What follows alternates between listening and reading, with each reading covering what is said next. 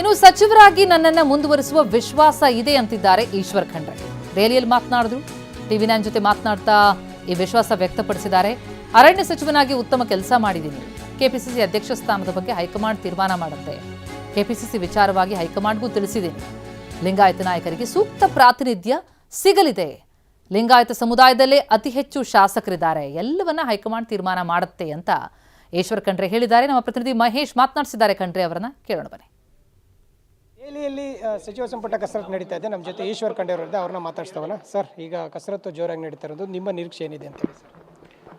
ನೋಡಿ, ಇಡೀ ಕಾಂಗ್ರೆಸ್ ಕಾರ್ಯಕರ್ತರ ನಿರೀಕ್ಷೆ ಏನಿದೆಯಪ್ಪ ಅಂತ ಹೇಳಿದರೆ, ಉತ್ತಮವಾದಂಥ ಎಲ್ಲರಿಗೂ ಒಪ್ಪಿಗೆ ಆಗುವಂಥ ಸಮನ್ವಯ ಆದಂಥ ಸಚಿವ ಸಂಪುಟದ ರಚನೆ ಆಗ್ತದೆ ಅನ್ನುವಂಥದ್ದು.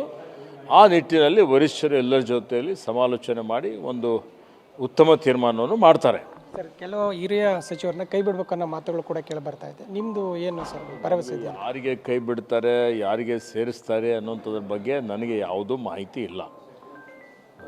ನಾನು ನಮ್ಮ ಹಿರಿಯ ನಾಯಕರುಗಳಿಗೆ, ವರಿಷ್ಠರಿಗೆ ಭೇಟಿಯಾಗಿದ್ದೇನೆ.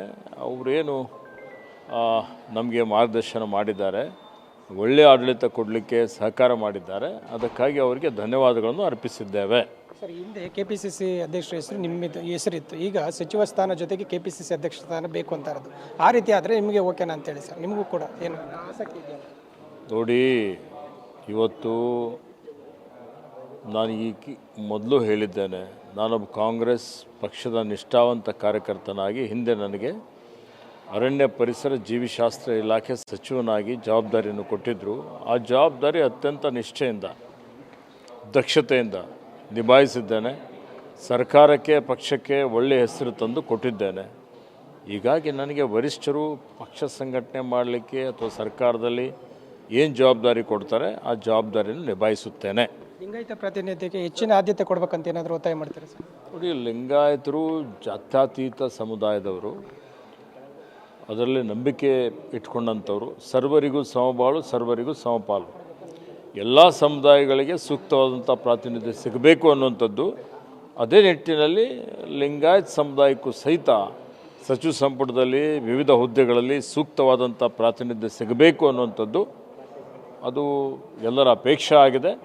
ಅದನ್ನು ಮಾನ್ಯ ವರಿಷ್ಠರಿಗೆ ನಾನು ಮಾಹಿತಿಯನ್ನು ಕೊಟ್ಟಿದ್ದೇನೆ. ಹೈಕಮಾಂಡ್ ನಾಯಕರನ್ನು ಭೇಟಿ ಮಾಡಿದಿರಿ, ಸಚಿವ ಸ್ಥಾನ ಸಿಗುವಂಥ ಭರವಸೆ ಇದೆಯಾ ಅಂತ ಹೇಳಿ ಸರ್? ಹೈಕಮಾಂಡ್ ನಾಯಕರನ್ನು ಭೇಟಿ ಮಾಡಿದ್ದೇನೆ. ಇವತ್ತು ರಾಜ್ಯದ ಪ್ರಸ್ತುತ ಒಂದು ಏನು ಬೆಳವಣಿಗೆಗಳ ಬಗ್ಗೆ ಇವತ್ತು ಚರ್ಚೆ ಮಾಡಿದ್ದೇನೆ.